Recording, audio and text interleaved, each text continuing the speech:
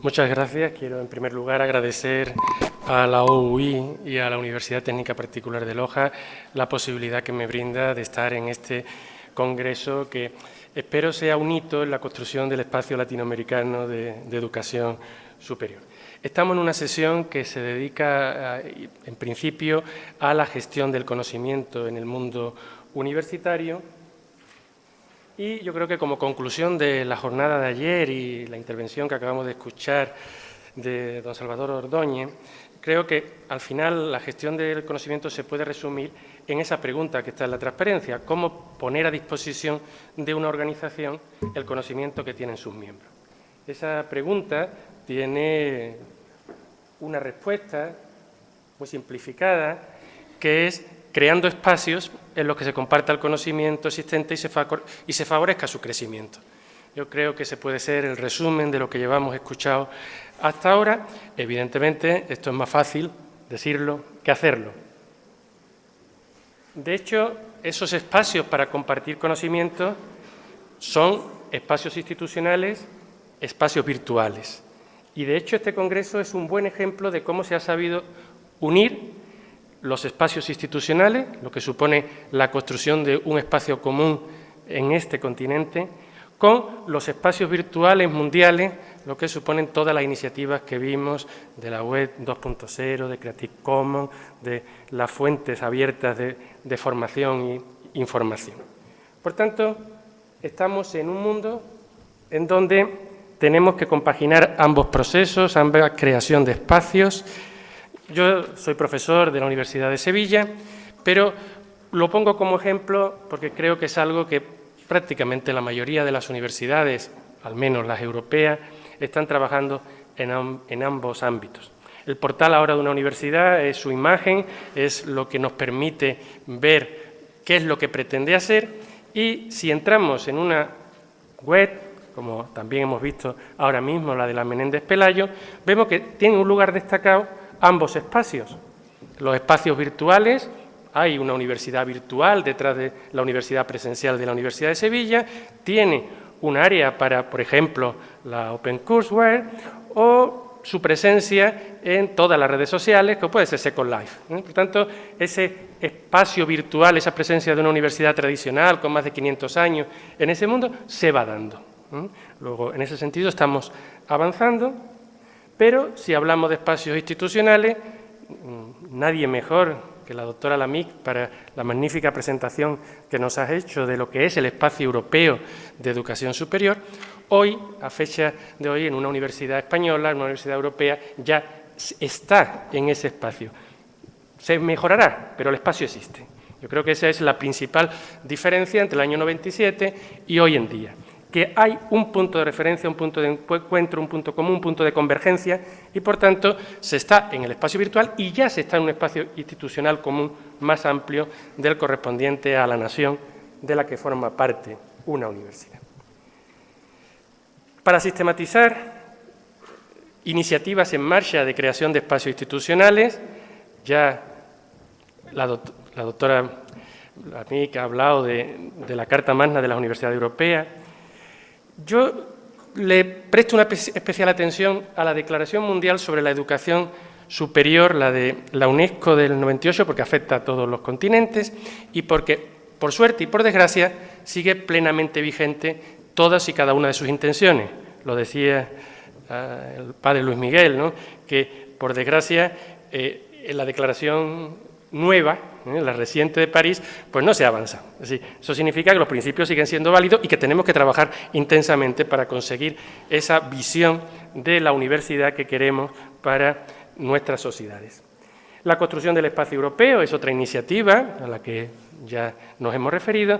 Voy a referirme brevemente a lo que es la armonización de algunos títulos, digamos, de una serie de profesiones dentro del espacio europeo, y solo a efectos de ponerlo en la transparencia, el hecho de que estamos en este continente y ha habido iniciativas como el espacio de educación superior ALCUE, muy mejorables, o el espacio iberoamericano del conocimiento en el área más de investigación. Y quisiera terminar luego citando un poco un proyecto que ahora mismo puede ser el germen y el futuro de lo que es un espacio común en América Latina y el Caribe. La Declaración Mundial sobre la Educación Superior en el siglo XXI, la tienen ustedes accesible en Internet.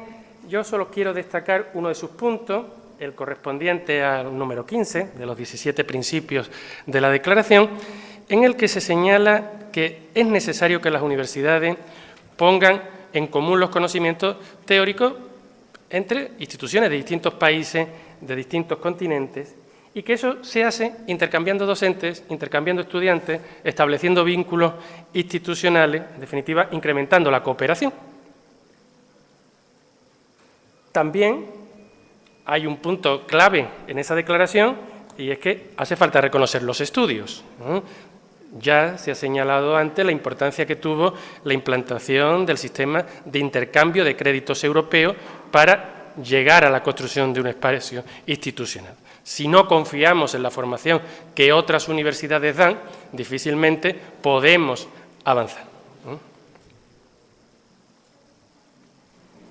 En relación a la construcción del espacio europeo, no me voy a extender porque se ha explicado bien, pero sí, a modo de datos, voy a dar algún dato en relación al programa Erasmus.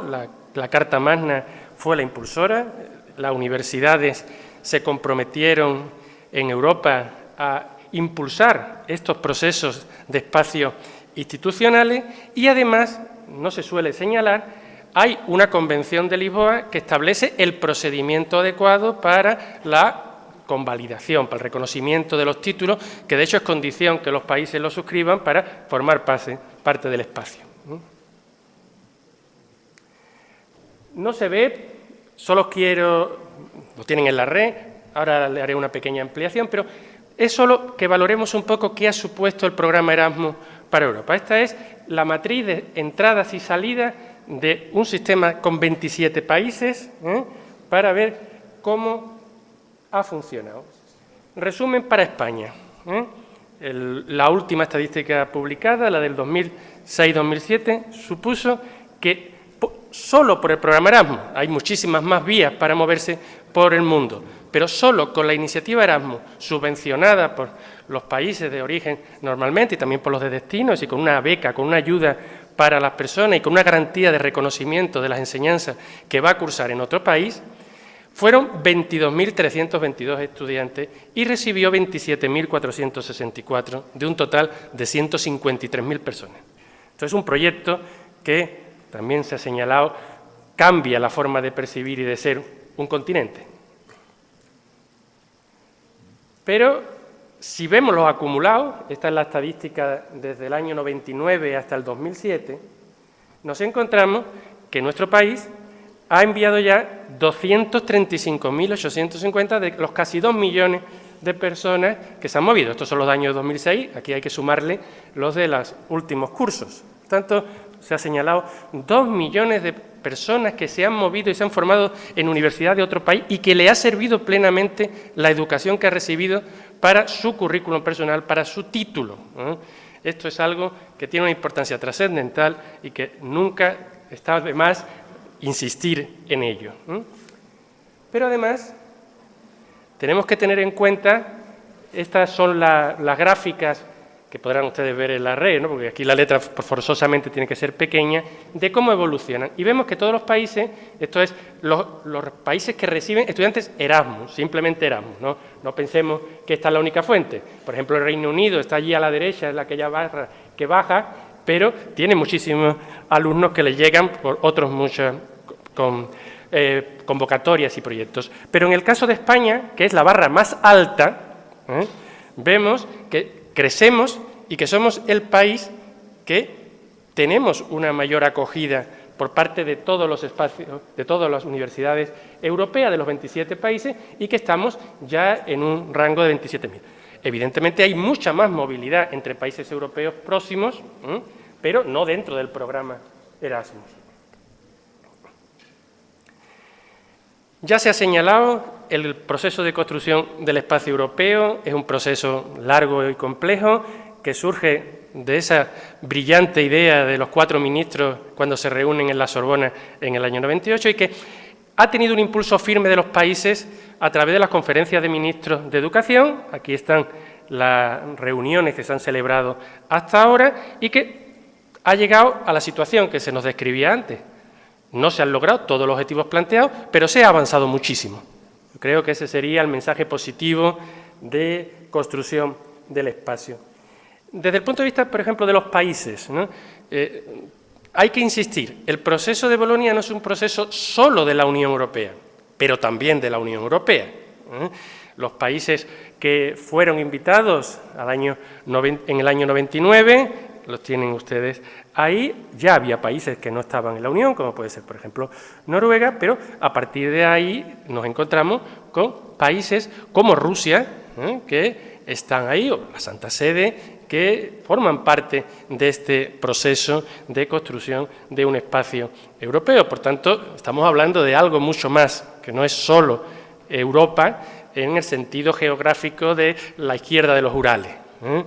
Por tanto, en este mapa, que espero que no esté muy distorsionado respecto a norte y sur, la estructura de colores, los azules son los que ya están dentro del espacio europeo de educación superior, los rojos son a los que no se les ha admitido, hay países que han querido entrar y se les ha dicho que si no aceptan las reglas de lo que es el espacio, el espíritu y los valores europeos, pues no, todavía no ha sido admitido, por ejemplo, Israel o algún país de la antigua República Soviética o Kosovo, ¿no? Entonces, toda la información la tienen en todas las páginas que antes la doctora Lamic nos dio. Aquí está el proceso de Bolonia, por tanto, tenemos toda la información suficiente. En la declaración de Lovaina, la última, la que fija qué hacer ahora, si ya hemos llegado al 2010, ya tenemos el espacio europeo, ¿qué seguimos haciendo? Siempre vamos a seguir avanzando, ¿no? Yo, de los compromisos que se han asumido, hay uno que es muy importante y que quiero remarcar, que es el de la movilidad. 20% de movilidad para el año 2020. Eso es poner una cifra, eso es poner un estándar, un objetivo medible. Queremos que 1 de cada 5 estudiantes estudie fuera de su país de origen en el 2020, dentro de solo 10 años. Eso es un volumen inmenso de estudiantes, pero que se ha plasmado ahí como un objetivo cuantitativo, señalado, y por tanto que se le podrán pedir responsabilidad del que no lo cumpla. Responsabilidades, evidentemente, nada más que políticas. Por tanto, tenemos una hoja de ruta, hemos llegado al 2010, va a haber una reunión conmemorativa el año que viene, Bucarest ya está apuntada como la próxima reunión y además la hoja de ruta tiene sus reuniones, no están cerradas, pero se sabe que las conferencias de ministros van a ser en el 2015, en el 2018 y en el 2020. Por tanto, hay una voluntad política de los gobiernos, más allá de los cambios electorales que se vayan produciendo, de que al menos tendrán que ir y dar cuenta de qué es lo que hicieron o no hicieron en esa reunión de ministros. Evidentemente, acompañados por las universidades, acompañados por todos los agentes a los que nos hemos referido antes. Se ha hablado mucho de qué capacidad tiene la Unión Europea, por ejemplo, para armonizar títulos. Desde el punto de vista académico, ninguno. Pero claro, en España, por ejemplo, el título académico y el título profesional están intrínsecamente unidos.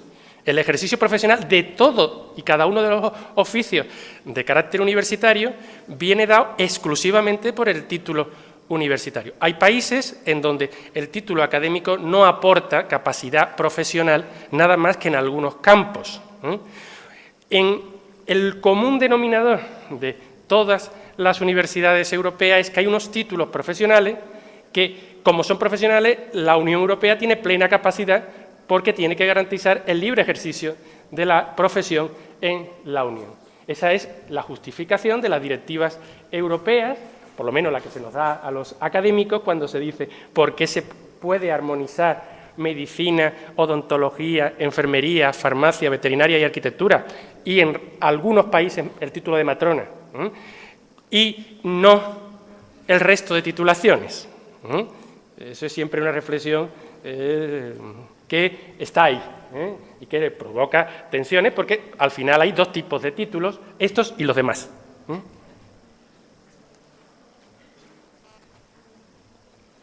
En relación al Mercosur educativo,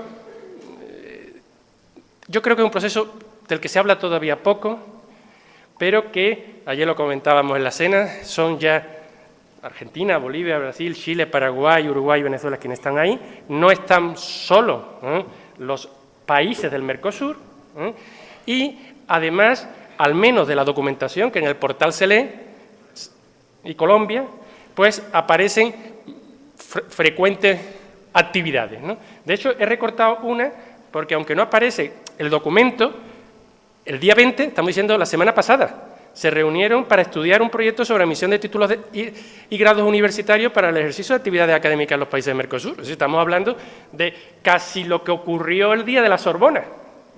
No he tenido acceso, porque no está en la web todavía, el anexo, pero al menos lo están pensando, ¿no? Por tanto, yo quisiera ilusionarme, ¿no?, en que estos son proyectos de tipo institucional que pueden suponer un impulso a la creación del espacio latinoamericano.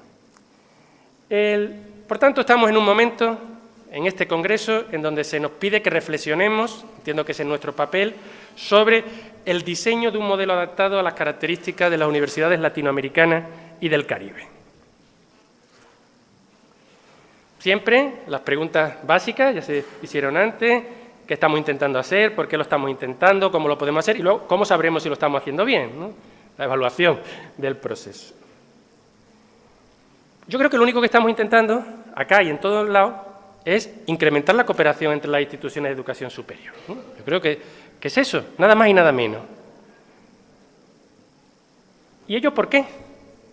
Porque con ello se mejorará la calidad de la investigación y de la enseñanza superior, de la docencia de las dos misiones de la universidad. Evidentemente no podemos olvidar, así surgió el espacio europeo, de que con eso las expectativas laborales de los egresados mejorarán, se insertarán profesionalmente mejor si están mejor formados. Hay que educarlos, que es una cosa, y hay que formarlos, que es otra. Hay que educarlos como personas y como ciudadanos, y hay que formarlos para el empleo. Las dos misiones, ninguna de las dos podemos olvidarlas. Magníficas personas que no se puedan mantener sus necesidades vitales porque no tengan un puesto adecuado no sería razonable, pero tampoco una persona magnífica profesional que no tenga valores éticos y humanísticos. Por tanto, ¿qué estamos diciendo? Pues que las universidades tienen que contribuir a superar los retos que en cada momento tengan las sociedades. Y siempre va a haber retos, siempre va a haber crisis, siempre va a haber problemas. Y siempre estará en crisis la universidad porque tiene que satisfacer las necesidades de una sociedad en crisis y en cambio. ¿Cómo lo podemos hacer? Al menos fijándonos en los que ya han hecho algo. El proceso de Bolonia no es un modelo, pero sí es una fuente de inspiración, también se ha dicho aquí. Por tanto, el adaptar un sistema de títulos comprensible, generando intercambios de crédito, armonizando currículos allí donde sea posible, promoviendo la movilidad, pues son estrategias adecuadas. Ya se puede discrepar más desde el punto de vista táctico. ¿Comenzamos por el posgrado o no comenzamos por el posgrado, ¿no? Cuando se comenzó las declaraciones de Alcube y de Espacio Iberoamericano, se dice explícitamente: comencemos por el posgrado. Puede ser más fácil. Se puede estar de acuerdo o no, eso ya es táctica. Evidentemente, impulsando las redes. Yo creo que en esto hay consenso. Las redes universitarias tienen que ser espacios avanzados del espacio latinoamericano. Es un punto que hay que jugar, al menos en mi opinión. Aprovechando las posibilidades de los campus virtuales, ayer lo veíamos, ese potencial no se puede desaprovechar. No tanto en la enseñanza a distancia como el apoyo a la enseñanza presencial tradicional, las posibilidades que nos brinda ahora la tecnología era inimaginable. No podemos desperdiciar ese tipo de fortaleza. Ahora no es un problema de distancia de aviones, podemos colaborar y comunicarnos. Y evidentemente los sistemas de garantía de la calidad son fundamentales. RIASES acá tiene un reto y yo les animo a que sigan impulsando. Tener un marco de referencia, ahora que es tan de moda la evaluación acá en Ecuador, si no tenemos un marco mínimamente consensuado a nivel internacional, difícilmente podemos avanzar en valorar si las universidades van en la dirección adecuada o no. ¿Y cómo sabremos si lo estamos haciendo bien? Evidentemente, midiendo los resultados. Hay unas evaluaciones cualitativas que siempre habrá que hacer, pero me van a perdonar, yo soy estadístico, y lo que no se mide no existe. Por tanto, tenemos que medir cosas. No solo tenemos que afirmar, dar opiniones, tenemos que dar hechos. No debemos, en estos temas de creer en cosas, lo dejamos para cosas más importantes. En esto hay que tener evidencias. Y, por tanto, si no mejoramos los sistemas de información para extraer de ellos datos, sino conocimiento, no hacemos nada. Cualquier modelo de evaluación se enfrenta a que el levantamiento de la información no estaba diseñado a priori. Si no tenemos un buen sistema, hay un trabajo ímprobo de rellenar cuestionarios, cuando eso tendría que ser un subproducto ordinario de la actividad administrativa. Los registros administrativos tienen que ser la fuente de la información estadística oficial. Si no, es imposible abordar esos requerimientos. Aquí hay una declaración de principio que la ponemos todos los estadísticos, que lo que dice que la estadística es muy importante. Yo confío en que ustedes también lo crean. Pero solo les voy a dar unos datos. Aquí, en información sobre América Latina en el campo universitario, pues hay algo en la OCDE, cuanto que solo México, Chile y Brasil forman parte como miembros de pleno derecho o asociados de la OCDE, hay estadísticas más desmenuzadas, pero la UNESCO, como Instituto Estadístico de las Naciones Unidas, aporta muchísima información que muchas veces nadie lee. Ese es el problema también de las estadísticas, que hay muchísimos volúmenes preciosos en Internet, pero que luego nadie reflexiona sobre los datos. Muchas veces porque hay muchos datos incompletos, debido a que los sistemas nacionales de información son cortos, insuficientes, y no aportan la información que exigen las agencias internacionales. Pero hay algunas informaciones que nos pueden servir de ejemplo, de reflexionar qué estamos haciendo. Fíjense, esto es cómo se mueven los estudiantes del mundo y cómo cambia el movimiento de los estudiantes en el mundo entre universidades. No estamos hablando de procesos como Erasmus, estamos hablando de personas que en su totalidad estudian la carrera en otro país, para interpretar el metadato de la estadística. Bueno, pues a América Latina y el Caribe viene, incluyendo personas de este continente, luego veremos el intercambio de esta región, el 1,9% de los estudiantes que se han movido en el mundo para estudiar. A América del Norte han ido el 23,7%, teniendo en cuenta que son 3 países, ese dato es muy importante. Y Europa Occidental estamos en el 41,2%, evidentemente porque muchos españoles van a Francia, de Francia vienen a Italia, etc. Pero es importante la tendencia, que son un ritmo lento. Lo cierto es que América Latina en solo 8 años ha pasado del 1,2 al 1,9 del mundo, en un periodo donde además el número de estudiantes que se han movido es muchísimo mayor, los porcentajes son sobre cantidades distintas. Por tanto, pasar del 1,2 al 1,9, creciendo el número de estudiantes, es importante. Por tanto, ya empieza a haber personas que se vienen a estudiar a los países de esta región. En América del Norte se ha producido un descenso del 3,2% y en Europa Occidental también un descenso. Por tanto, otras regiones están emergiendo, ahí arriba se ven los datos de Asia sobre todo, en donde empieza a haber movilidad en esos países también. Pero si analizamos los flujos, dentro de los continentes y cómo ha evolucionado, nos encontramos con que esas personas que surgen de América Latina, ¿a dónde van a estudiar? Pues actualmente el 22,9% se queda en la región, el 43,2% se va a América del Norte y a Europa Occidental el 30,9%. Pero vuelvo a hacer hincapié en la tendencia. El 22,9% es más del doble de lo que había antes. Ha crecido un 12,2%, pasado del 10,7% al 22,9%. Se ha duplicado en el peso de los que quedan acá. Antes era testimonial. Y viene a ser equivalente los que se han quedado, los que se han movido entre países de aquí, con los que ya no van a América del Norte y con los que ya tampoco van, aunque en menor medida, a Europa Occidental. Vemos que América del Norte se mueve entre sí misma y Europa y que en cambio Europa Occidental, por el proceso y porque son 27 países, se quedan allá y el 77,2% está dentro de la región europea, no la Unión Europea. Ahí están todos los países, por tanto Suiza, Noruega, etc. Conclusiones. La creación de un espacio, y esto no es una excepción, es una empresa compleja y larga, pero imprescindible. Si al principio de la construcción del espacio europeo hubiéramos dicho que el proceso era largo, difícil, complicado, nunca lo hubiéramos hecho. Se ha dicho aquí, pocas personas pueden hacer muchas cosas. Los espacios virtuales y los espacios institucionales son instrumentos que favorecen la creación. Estamos en un momento histórico más fácil para hacerlo que antes.